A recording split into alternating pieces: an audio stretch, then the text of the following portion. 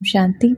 आज 25/7/2024 25 जुलाई 2024 मीठे बाबा के मधुर मुरली का मुख्य सार है। मीठे बच्चे, बाजोली का खेल याद करो।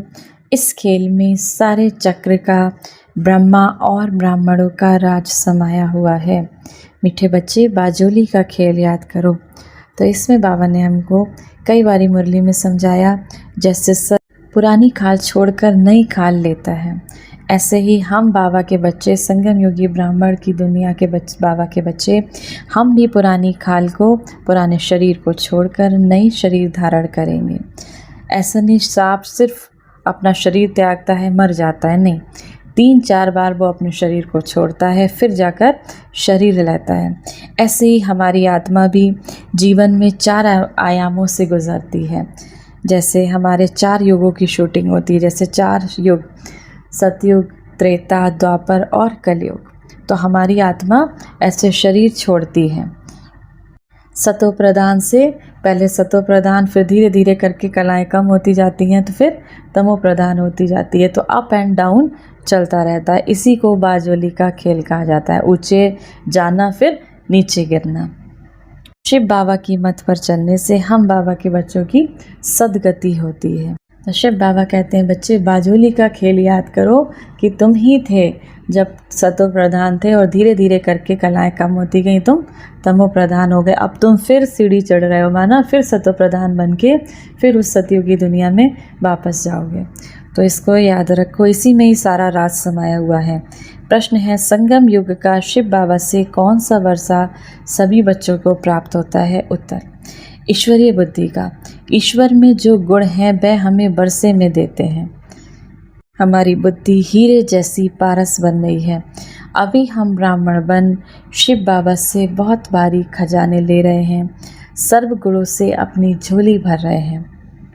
बाबा हमारी बुद्धि को पारस के समान बना रहे हैं। बाबा हमारी बुद्धि को सद्गुणों से भरपूर कर रहे हैं। धारणा के लिए मुख्य सार है, पहला नंबर, वृक्षपति शिव बाबा से सुख शांति पवित्रता का वर्षा लेने के लिए अपने आप को अकाल मूर्त आत्मा समझ शिव बाबा को याद करना है। बाबा से वर्षा लेने के लिए हमें अपने को बाबा के स्वरूप में धारण करना है। जैसे बाबा निराकार स्वरूप है, ज्योति बिंदु स्वरूप है, ऐसे ही भ्रकुटी के मध्य में भी आत्मा को देखना है, ज्योति बिंदु स्वरूप को अपने देखना है। ईश्वरीय बुद्धि बनानी है। दूसरा, शिव बाबा से सच्ची कथा सुनकर दूसरों को सुनानी है। बाबा का ये ज्ञान सुनकर धारण कर दूसरों को सुनाना है। माया जीत बनने के लिए आप समान बनने की सेवा करनी है। बुद्धि में रहे हम कल्प कल्प के विजयी हैं, शिव बाबा हमारे साथ है। बुद्धि में रहे हम कल्प कल्प की विजयी आत्मा हैं, शिव बाबा हमारे साथ है। वरदान है, निर्बल से बलवान बन, असंभव को संभव करने वाली हिम्मतवान आत्मा भव। हिम्मते बच्चे मद दे बाबा, हिम्मते बच्चे मद दे शिव बाबा। इस वरदान के आधार पर हिम्मत का पहला दृढ़ संकल्प किया कि हमें पवित्र बनना ही है। पहला संकल्प हम बच्चों ने किया कि हमें पवित्र बनना ही है, और शिव बाबा ने पदम गुना मदद दे दी हमको। और आप आत्माएं अनादि आदि पवित्र हो, अनेक बार पवित्र बनी हो और बनती रहेंगी। अनेक बार की स्मृति से समर्थ बन गए, निर्बल से इतने बलवान बन गए जो चैलेंज करते हो कि विश्व को भी पावन बनाकर ही दिखाएंगे। जिसको ऋषि मुनि महान आत्माएं समझती हैं कि प्रवृत्ति में रहते पवित्र रहना मुश्किल है।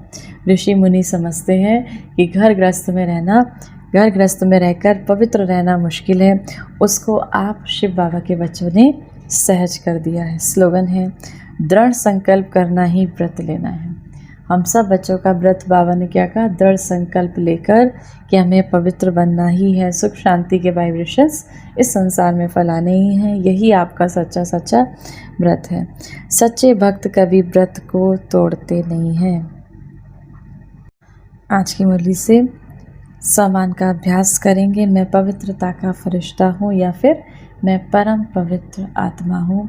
पवित्रता का नारंगी रंग का प्रकाश, ऑरेंज रंग का प्रकाश मुझ आत्मा से निकलकर धीरे धीरे मेरे पूरे शरीर में, मेरी सभी कर्मेंद्रियों में जा रहा है, और मुझसे निकलकर इस पूरे संसार में फैलता जा रहा है। इसका अभ्यास करेंगे।